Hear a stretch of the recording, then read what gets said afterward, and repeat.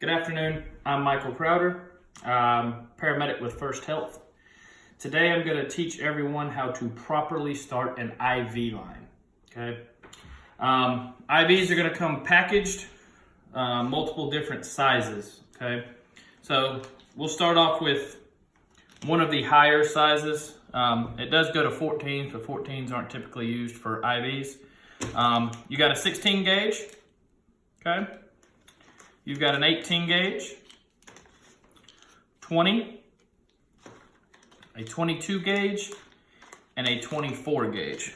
All the gauge means is that's the typical size of the needle that you will be placing, okay?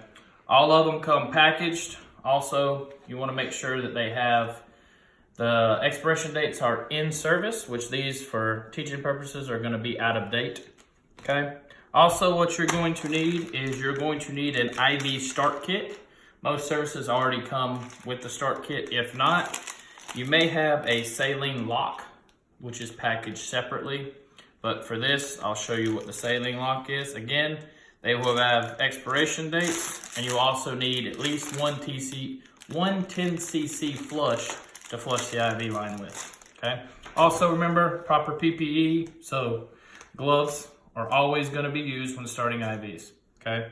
IV stands for intravenous, okay? So in the vein.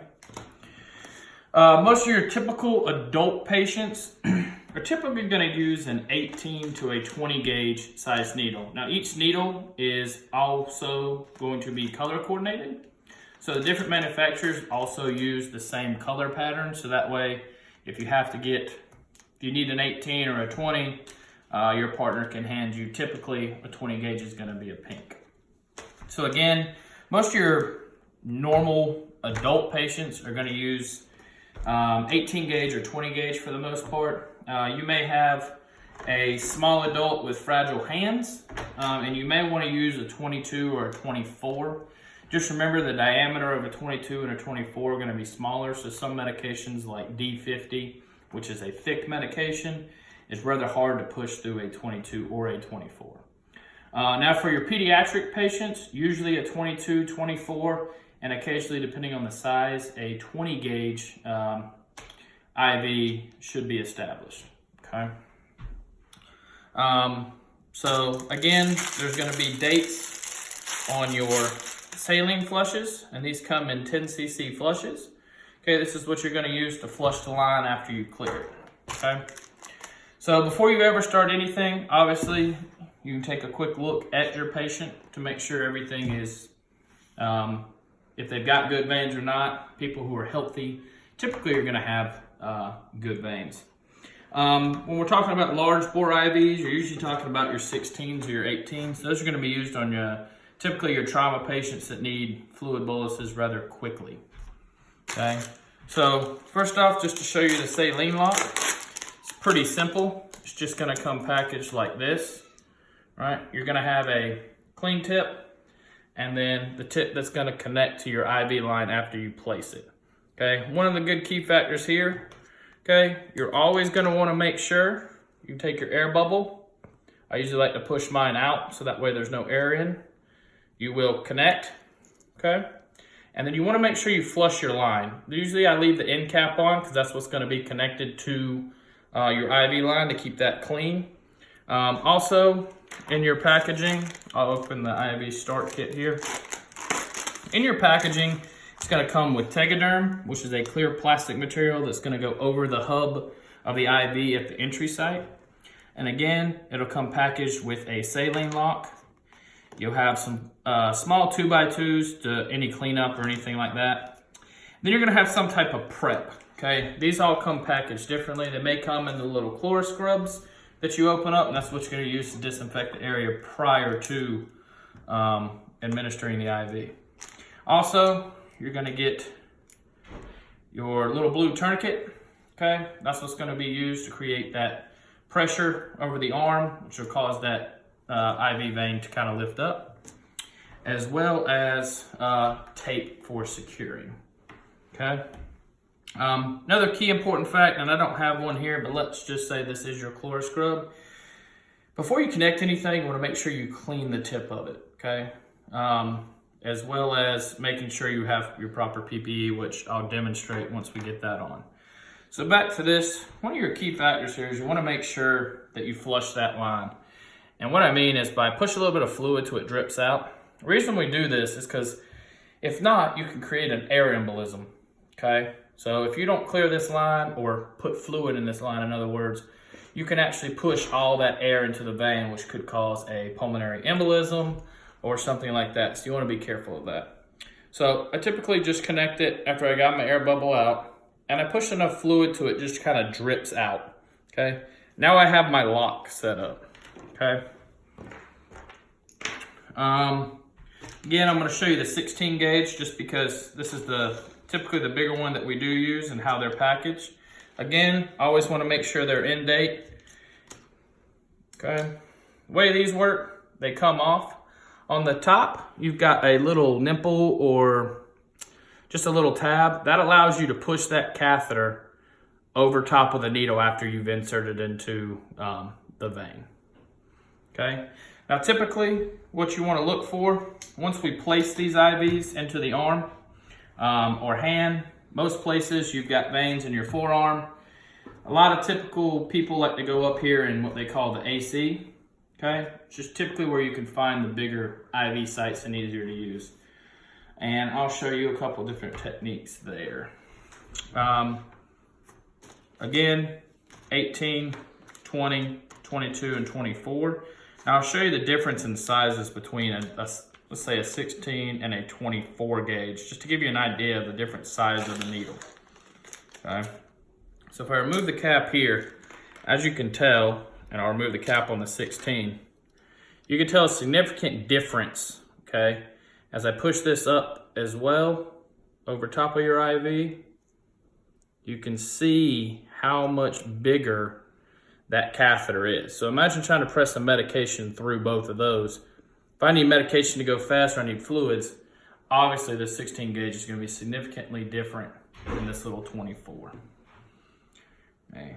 Biggest thing as well, guys, is you want to make sure that you keep this stuff as sterile as possible. We don't work in exactly the most sterile place all the time, so keeping this stuff as sterile is very important.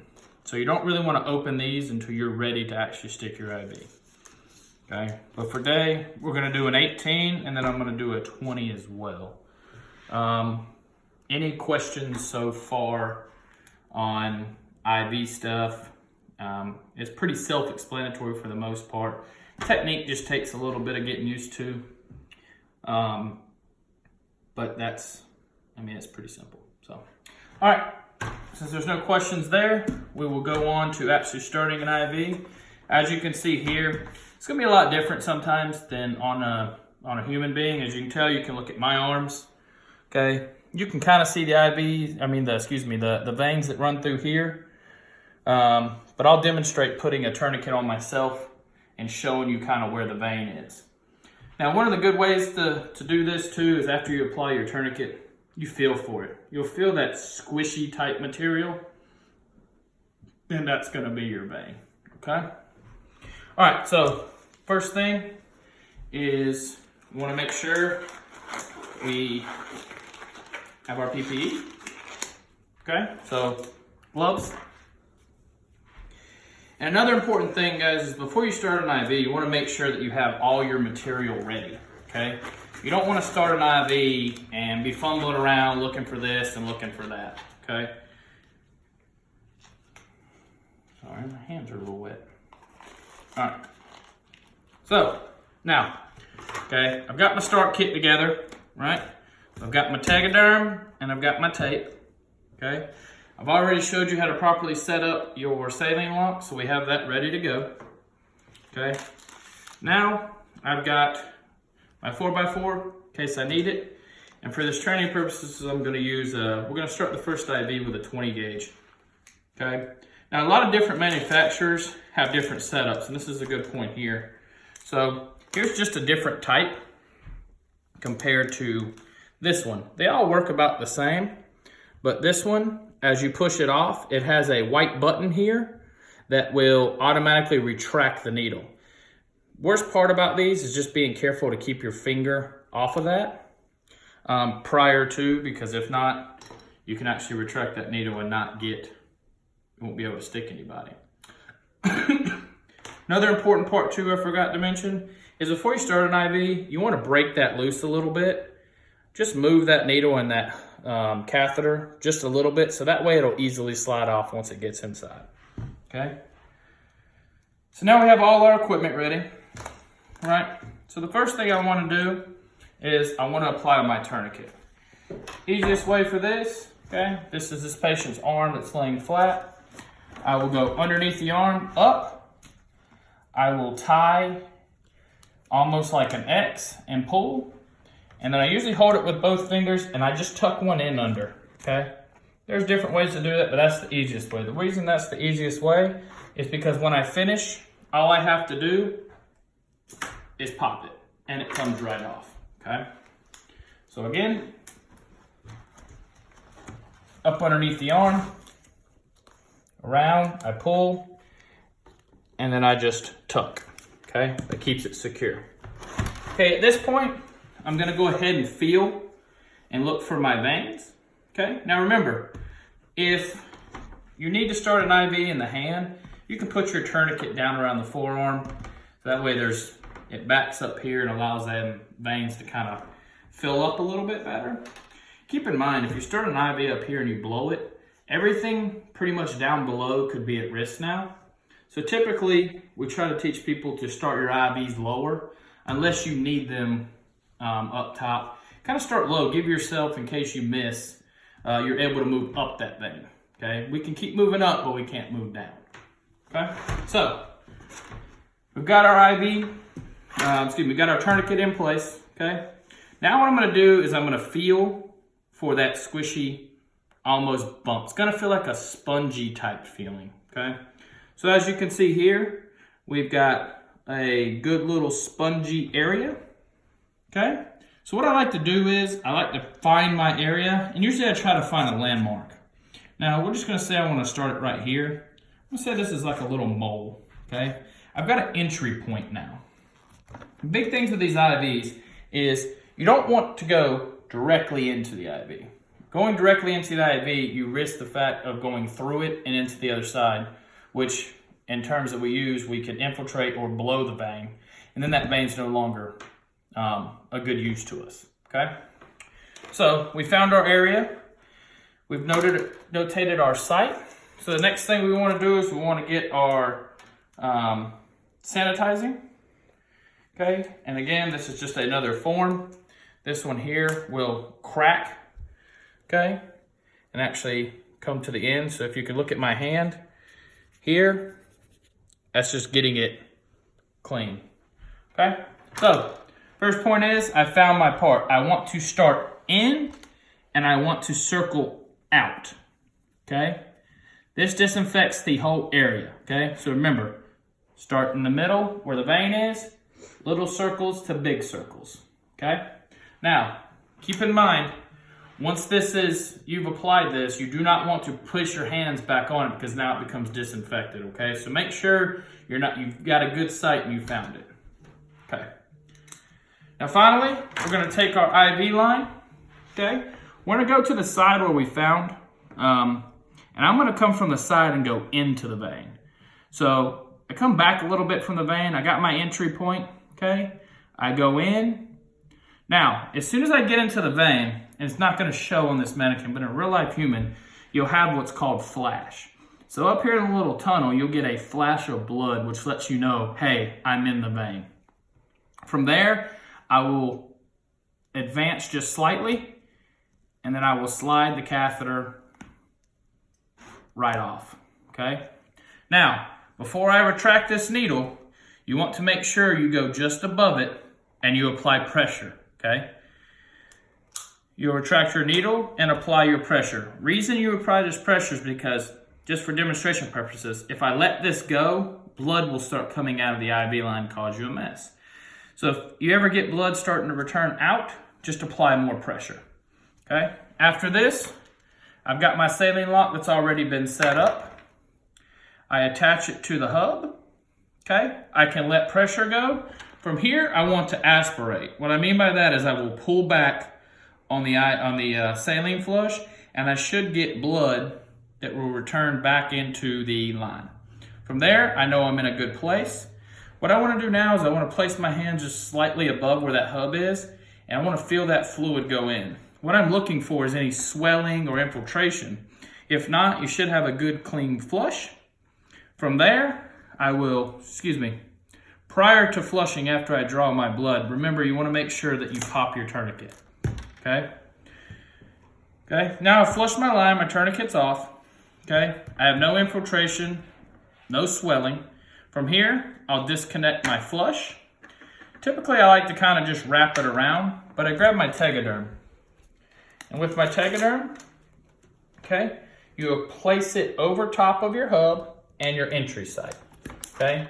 They made these clear now so that way you can continue to monitor it throughout transport or as you give medications. Something you would always want to keep an eye on just to make sure anytime you're pressing any medication or fluids going through, because these can at times infiltrate.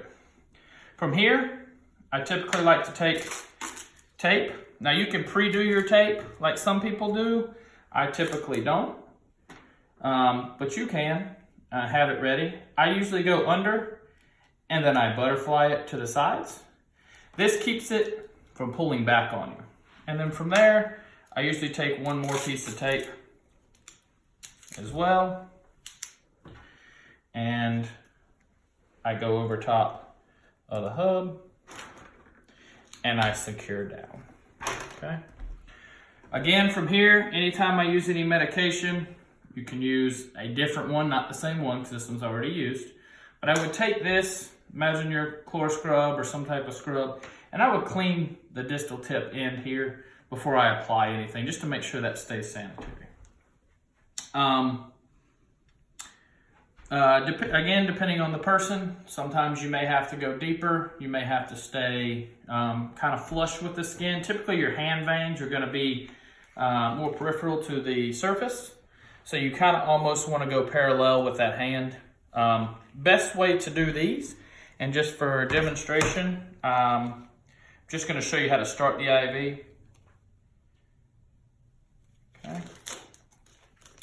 From here, again, we found our site. We do have another saline lock set up.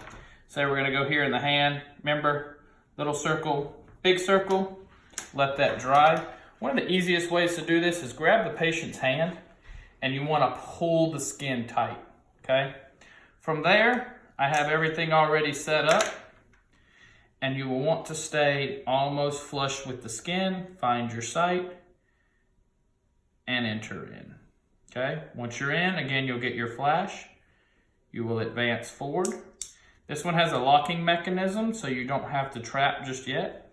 After that, again, come up, release, and then you would apply your saline lock.